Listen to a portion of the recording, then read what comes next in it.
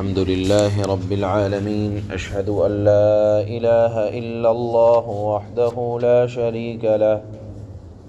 وأشهد أن سيدنا ومولانا محمدا عبده ورسوله أما بعد فأعوذ بالله من الشيطان الرجيم بسم الله الرحمن الرحيم فاصبر لحكم ربك ولا تكن كصاحب الحوت إذ نادى وهو مكظوم لولا أن تداركه نعمة من ربه لنبذ بالعراء وهو مذموم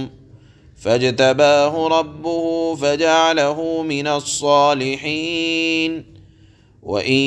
يكاد الذين كفروا ليزلقونك بأبصارهم لما سمعوا الذكر ويقولون إنه لمجنون وما هو إلا ذكر للعالمين صدق الله مولانا العلي العظيم۔ یہ آیات سورہ قلم کی اخیر کی آیتیں ہیں اور اس مضمون پر اللہ نے اس سورت کو مکمل فرمایا ہے۔ اس سورت کے اخیر میں اللہ نے اپنے حبیب صلی اللہ علیہ وسلم کو خطاب کر کے فرمایا کہ اے نبی صلی اللہ علیہ وسلم، آپ صبر و تحمل سے کام لیتے رہیں۔ یہ مکہ والے آپ کو ستا رہے ہیں، آپ ہراساں نہ ہوں۔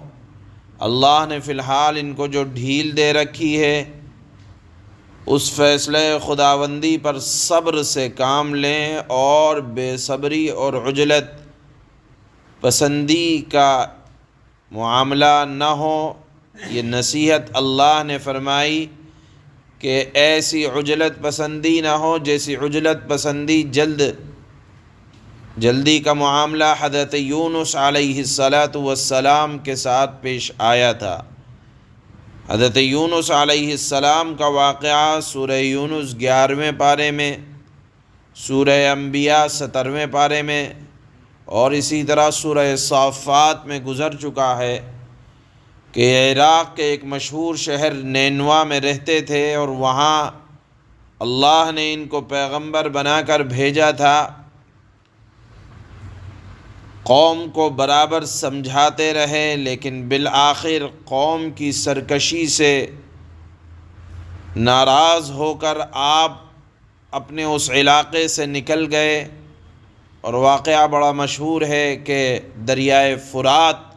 کے کنارے آئے اور وہاں کشتی والوں کے ساتھ سوار ہو گئے۔ کشتی ہے کہ چلنے کا نام نہیں لے رہی، بھنور میں پھنس گئی۔ کشتی والوں نے یہ طے کیا کہ ہمارا یہ دستور ہے کہ یہ کشتیاں بھنور میں اگر پھنس جائیں تو اس کا مطلب یہ ہوتا ہے کہ کوئی غلام اپنے آقا سے ناراض ہو کر آیا ہے اور اس کو پانی میں ڈال دیا جاتا ہے۔ حضرت یونس علیہ السلام کو متنبہ ہوئے، انہوں نے کہا کہ میں ہی اپنے مالک سے میں ہی سرکش ہو کر آیا ہوں، یعنی مجھے خدا کے فیصلے کا انتظار کرنا تھا، میں اپنی قوم سے بددل ہو کر آیا ہوں۔ ان کو غلطی پر تنبہ ہوا، چوک پر اللہ کی طرف سے تنبہ ہوا،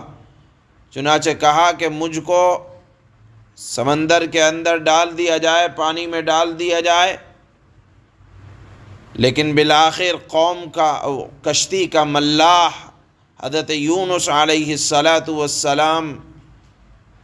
کو جانتا تھا یا جان گیا تھا، چنانچہ اس نے انکار کیا۔ معاملہ یہ طے ہوا کہ قرآن اندازی کی جائے، جس کا نام آ جائے کشتی والوں میں سے اس کو پانی میں ڈال دیا جائے۔ بار بار قرآن اندازی کرنے پر حضرت یونس علیہ السلام کا نام ہی نکلا۔ بالآخر حضرت یونس علیہ السلام پانی میں چلے گئے اور اللہ نے وہاں ان کی اس طرح سے حفاظت فرمائی کہ ایک مچھلی کو حکم دیا، مچھلی نے حضرت یونس علیہ السلام کو اپنے پیٹ میں رکھا۔ غلطی پر تنبہ ہوا، متنبہ ہوئے اور بار بار زبان سے یہ کلمہ دہراتے رہے، لا الہ الا انت سبحانک انی کنت من الظالمین۔ بالآخر ایک لمبے زمانے کے بعد ان کی توبہ قبول ہوئی اور مچھلی نے ان کو اپنے پیٹ سے نکالا اور ایک میدان میں ان کو چھوڑ دیا۔ یہاں اس کا ذکر ہے کہ اے نبی صلی اللہ علیہ وسلم، آپ مچھلی والے پیغمبر حضرت یونس علیہ السلام کی طرح نہ ہوئیے، جبکہ یونس نے دعا کی اور وہ غم سے گھٹ رہے تھے،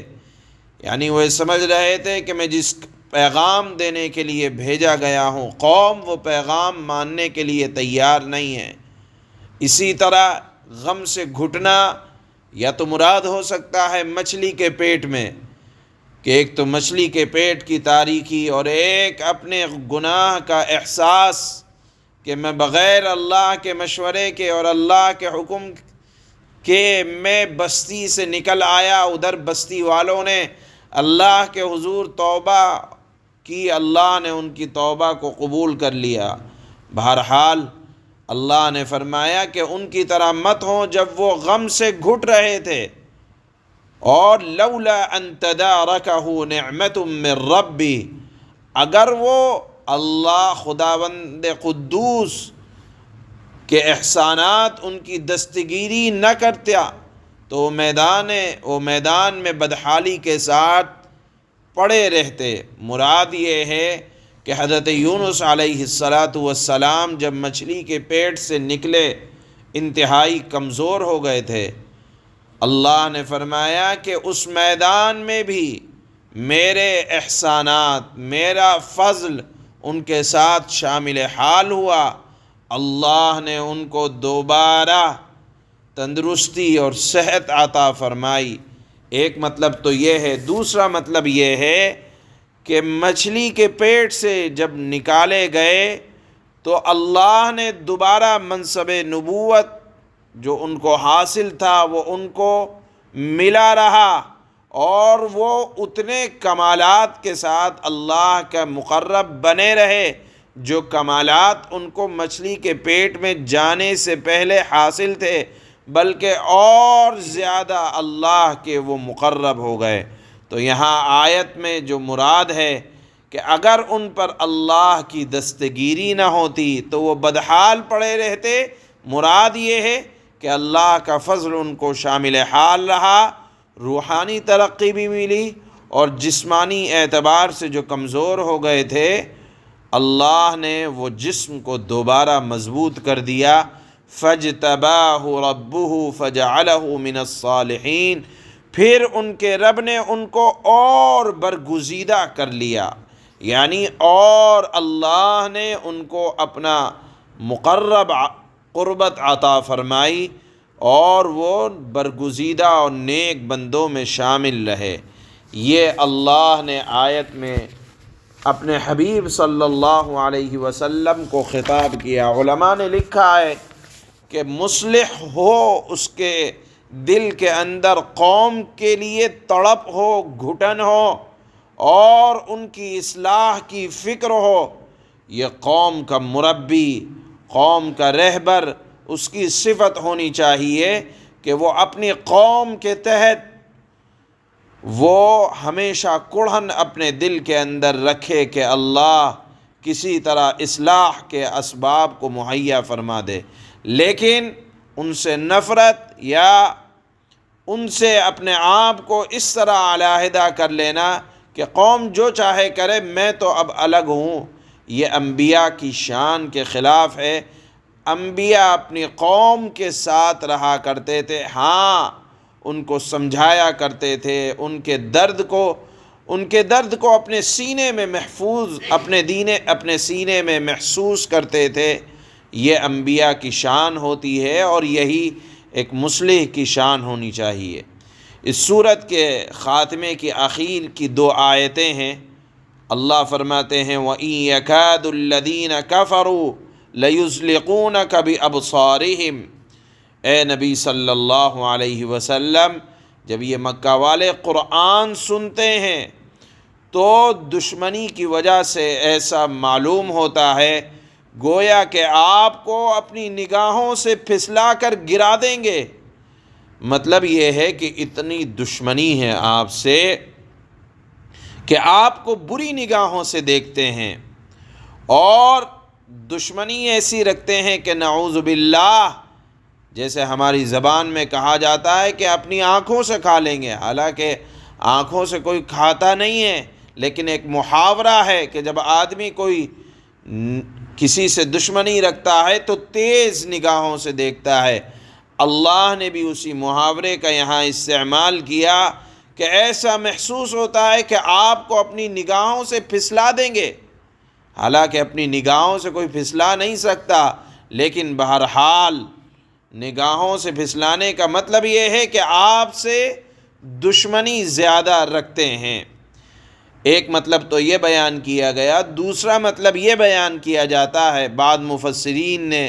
ایک خاص واقعہ ان آیات کے تحت نقل کیا ہے کہ مکہ میں ایک آدمی تھا، وہ نظر بد کے اعتبار سے بڑا مشہور تھا۔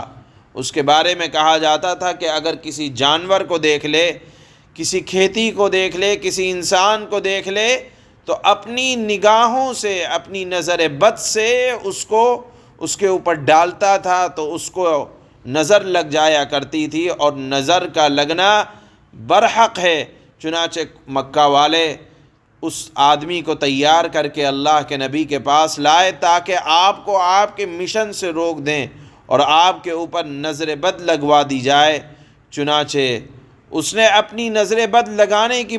پوری کوشش کی، اللہ تعالی نے آپ کی حفاظت فرمائی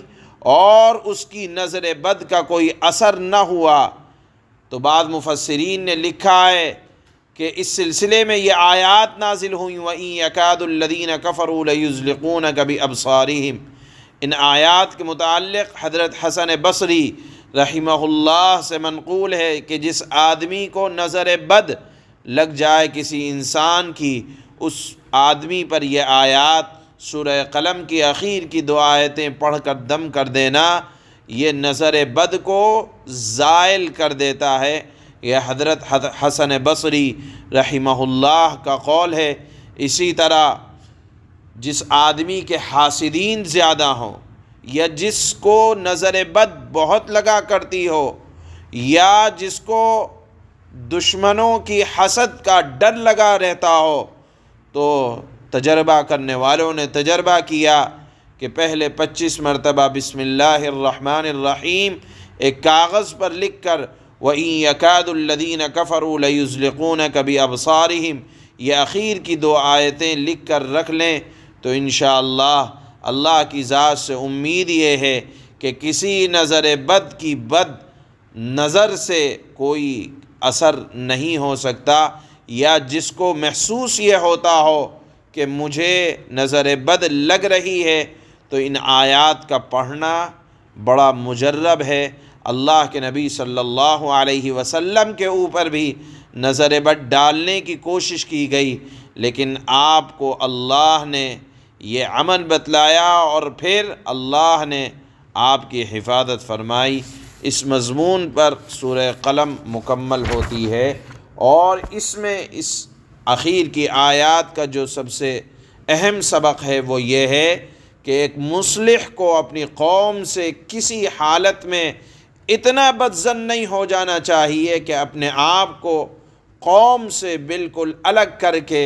ان کو ان کے حال پر چھوڑ دے، بلکہ ان کی فکر اور ان کے صحیح راستے پر آنے کی ہر ممکن کوشش کرنا چاہیے۔ یہی پیغام ہے ان آخری آیات کا۔ چنانچہ اللہ فرماتے ہیں فَاصْبِرْ لِحُكْمِ رَبِّكَ وَلَا تَكُنْ كَصَاحِبِ الْحُوتِ إِذْ نَادَىٰ وَهُوَ مَكْظُومٌ۔ اے نبی صلی اللہ علیہ وسلم، آپ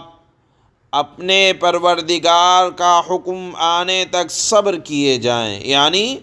قوم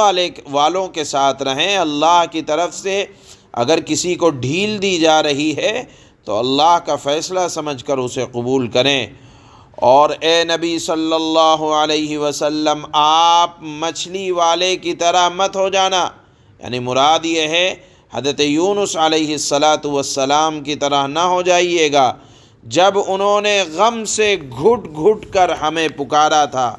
مراد ہے وہی لا الہ الا انت سبحانک، اس کی طرف اللہ نے اشارہ کیا۔ لولا ان تدارکہ نعمت من ربہ لنبذ بالعراء وہو مذموم، اگر ان کے پروردگار کے فضل نے انہیں یعنی حضرت یونس کو سنبھال نہ لیا ہوتا تو انہیں بری حالت کے ساتھ اسی کھلے میدان میں پھینک دیا جاتا، لیکن اللہ کا فضل ان کے ساتھ شامل حال رہا۔ فاجتباہ ربہ فجعلہ من الصالحین، پھر ان کے پروردگار نے انہیں منتخب فرما لیا اور انہیں صالحین میں شامل کر دیا۔ وَإِن يَكَادُ الَّذِينَ كَفَرُوا لَيُزْلِقُونَكَ بِأَبْصَارِهِمْ لَمَّا سَمِعُوا الذِّكْرَ وَيَقُولُونَ إِنَّهُ لَمَجْنُونٌ وَمَا هُوَ إِلَّا ذِكْرٌ لِّلْعَالَمِينَ۔ اور جن لوگوں نے کفر اپنا لیا ہے، جب وہ نصیحت کی یہ باتیں سنتے ہیں تو ایسا لگتا ہے کہ یہ اپنی تیز تیز آنکھوں سے تمہیں ڈگمگا دیں گے، پھسلا دیں گے، گرا دیں گے، اور وہ کہتے ہیں کہ یہ شخص تو دیوانہ ہے۔ وَمَا هُوَ إِلَّا ذِكْرٌ لِّلْعَالَمِينَ، حالانکہ یہ تو دنیا جہاں کے لوگوں کے لیے اللہ اور اللہ کے نبی، یا اللہ کے نبی اور اللہ کا یہ قرآن دنیا جہاں کے لوگوں کے لیے ایک نصیحت ہی نصیحت ہے۔ سبحان اللہ۔